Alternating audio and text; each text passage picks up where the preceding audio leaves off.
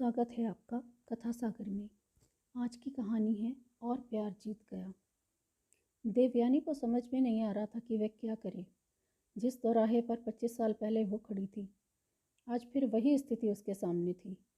फर्क सिर्फ ये था कि तब वह खुद खड़ी थी और आज उसकी बेटी आलिया थी। उसका संयुक्त परिवार होने के बावजूद उसे रास्ता सुझाने वाला कोई नहीं था। पति सुमित तो परिवार की जिम्मेदारियों के बोझ से दबे रहने वाले शख्स थे। उनसे तो कोई उम्मीद करना ही बेकार था। शादी के बाद से आज तक उन्होंने कभी एक अच्छा पति होने का एहसास नहीं कराया था। घंटों कारोबार में डूबे रहना उनकी दिनचर्या थी। प्यार के दो बोल सुनने को तरस गई थी वह। घर के राशन से लेकर अन्य व्यवस्थाओं तक का जिम्मा उस पर था। वह जब भी कोई काम कहती, सुमित कहते, तुम जानो, रुपए ले लो, मुझे डिस्टर्ब मत करो। संयुक्त परिवार में देवयानी को हमेशा अग्नि परीक्षा देनी पड़ती। भाइयों और परिवार में सुमित के खुद को उच्च आदर्श वाला साबित करने के चक्कर में कई बार देवयानी अपने को कटघरे में खड़ा पाती। तब उसका रोम रोम चित्कार उठता। 25 वर्षों में उसने जो झेला, उसमें स्थिति तो यही थी कि वह खुद कोई निर्णय ले और अपना फैसला घर वालों को सुनाए। इस वक्त देवयानी की एक तरफ उसका खुद का अतीत था तो दूसरी तरफ बेटी आलिया का भविष्य। उसे अपना अतीत याद हो आग। वह स्कूल के अंतिम वर्ष में थी कि मोहल्ले में नए नए आए एक कॉलेज लेक्चरर के बेटे अविनाश भटनागर से उसकी नज़रें चार हो गईं। दोनों परिवारों में आना जाना बढ़ा तो देवयानी और अविनाश की नज़दीकियां बढ़ने लगीं। दोनों का काफ़ी वक्त साथ साथ गुजरने लगा।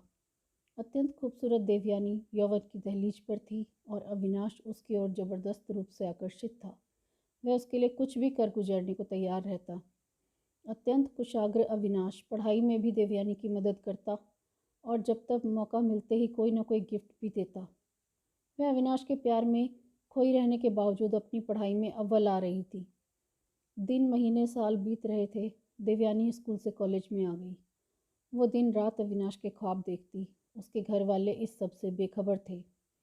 उन्हें लगता था कि अविनाश समझदार लड़का है, वह देवयानी की मदद करता है, इससे ज़्यादा कुछ नहीं। लेकिन उनका यह भ्रम तब टूटा जब एक रात एक अजीब घटना हो गई। अविनाश ने देवयानी के नाम एक लव लेटर लिखा और एक पत्थर से बांधकर रात में देवयानी के घर की चारदीवारी में फेंका। उसी वक्त देवयानी के पिता वहां बने टॉयलेट में जाने के लिए निकले। अचानक पत्थर आ गिरने से वे चौंके और देखा तो उस पर कोई कागज़ लिपटा हुआ था। उन्होंने उसे उठाया और वहीं खड़े होकर पढ़ने लगे। ज्यों-ज्यों वे पत्र पढ़ते जा रहे थे, उनकी त्योरियां चढ़ती जा रही थीं। देवयानी के पापा ने गली में इधर उधर देखा, कोई नज़र नहीं आया। गली में अंधेरा छाया हुआ था क्योंकि स्ट्रीट लाइट इन दिनों खराब थी। उस वक्त रात का करीब 1 बज रहा था और घर में सभी सदस्य सो रहे थे। उन्हें अपनी बेटी पर गुस्सा आ रहा था, लेकिन इतनी रात गए वे कोई हंगामा नहीं करना चाहते थे। वे अपने बेडरूम में आए। उनकी पत्नी इन सबसे बेखबर सो रही थी। वे उसके बगल में लेट गए, लेकिन उनकी आंखों में नींद न थी। उन्हें अपनी इस लापरवाही पर अफसोस हो रहा था कि देवयानी की हरकतों और दिनचर्या पर नज़र क्यों नहीं रखी। खत में जो कुछ लिखा था उससे साफ जाहिर हो रहा था कि देवयानी और अविनाश एक दूसरे के प्यार में डूबे हैं। देवयानी के पापा फिर सो नहीं पाए। रात भर उन्होंने खुद पर नियंत्रण किए रखा, लेकिन जैसे ही देवयानी उठी, उनके सब्र का बांध टूट गया। वह अपनी छोटी 2 बहनों और 2 भाइयों के साथ चाय पी रही थी कि उसे पापा का आदेश हुआ कि चाय पीकर मेरे कमरे में आओ। ये क्या है देवयानी? उसके आते ही अविनाश का खत उसकी तरफ बढ़ाते हुए उन्होंने पूछा। क्या है पापा? उसने कांपती आवाज़ में पूछा और फोल्ड किए हुए खत को खोलकर देखा तो उसका कलेजा धक रह गया। अविनाश का खत पापा के पास? कांप गई वह। गला सूख गया उसका। काटो तो खून नहीं। क्या है ये? पापा जोर से चिल्लाए। पापा, उसके गले से बस इतना ही निकला। वह समझ गई कि आज घर में तूफान आने वाला है। बुत बनी खड़ी रह गई वो। घबराहट में कुछ बोल नहीं पाई और आंखों से अश्रुधारा बह निकली। शर्म नहीं आती तुम्हें? पापा फिर चिल्लाए तो माँ भी कमरे में आ गई। क्या हुआ? क्यों चिल्ला रहे हो सुबह सुबह? माँ ने पूछा।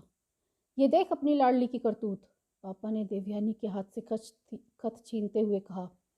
क्या है ये? खुद देख ले, क्या क्या गुल खिला रही है। परिवार की इज्जत मान मर्यादा का जरा भी ख्याल नहीं है इसको। माँ ने खत पढ़ा तो उनका माथा चकरा गया। वे धम्म से बेड पर बैठ गईं। ये क्या किया बेटी? शेष अगले भाग में। धन्यवाद।